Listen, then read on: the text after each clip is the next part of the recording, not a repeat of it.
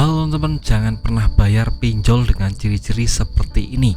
Nah, video ini menjadi penting buat teman-teman yang sekarang galbay di pinjaman online, karena kita tahu galbay itu berlaku buat pinjaman online yang memenuhi aturan OJK. Jika sampai dia ada ciri-ciri yang saya sebutkan di sini, tidak perlu dibayarkan karena dia sudah melanggar OJK dan dia tidak perlu dibayar, teman-teman. Jadi mohon simak video ini sampai habis agar tahu ciri-cirinya.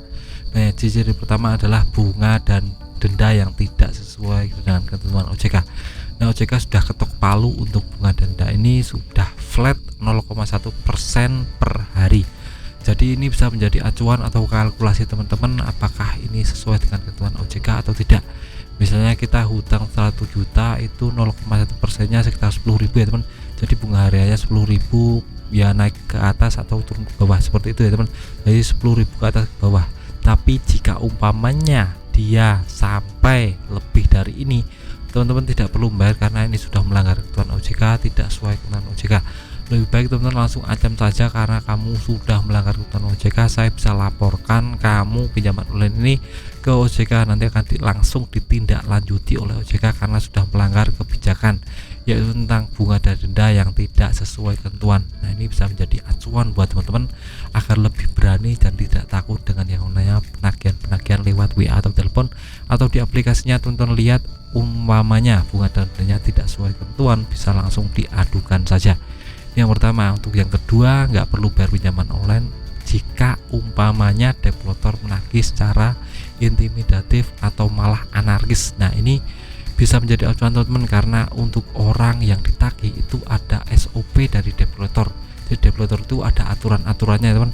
Ini tertuang di peraturan OJK nomor 19 tahun 2023 tentang SOP penagihan pinjaman online. Ini ada ya teman-teman, bisa baca-baca di web resminya OJK. Ini yang pertama, pinjaman online atau developer tidak boleh menagih secara intimidatif, lewat sara, lewat hal-hal yang merugikan teman-teman, perlakuan kasar juga tidak boleh.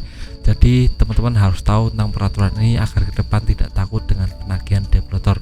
Terus untuk jam kerjanya juga sudah ditentukan jam 8 pagi sampai jam 8 malam. Jadi di luar itu tidak boleh yang namanya melakukan penagihan ke rumah teman-teman, dan tidak boleh menagih di selain domisili teman, misalnya di kantor, di jalan atau di tempat-tempat lain itu tidak boleh menagih karena ini ketentuan OJK yang harus dipahami dan langsung dipraktekkan oleh pinjaman online.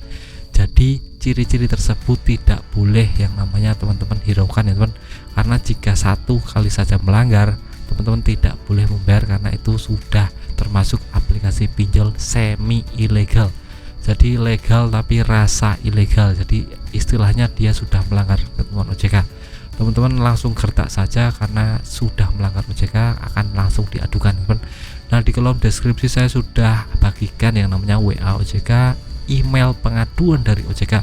Jadi teman-teman langsung adukan saja di situ, dan jika umpamanya sudah sampai taraf anarkis, teman-teman langsung panggil security setempat ya teman, atau Pak RT Pak RW untuk mengamankan orang ini karena sudah mengganggu ketertiban.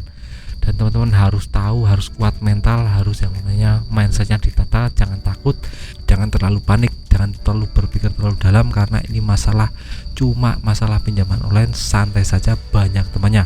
Untuk masalah pembayaran ini bisa teman bayar pada saat teman-teman memang punya uang, pada saat momentumnya tepat ya teman. Jadi sekarang umpamanya teman tidak punya uang, ya sudah digalbaikan saja 2 tahun 3 tahun. Pada saat teman-teman sudah jadi kaya raya atau punya pendapatan yang besar, bisa langsung dicicil atau malah dilunasi semuanya. Tapi ingat, untuk pembayarannya wajib untuk bayar pokoknya saja, tidak dengan bunga dendanya.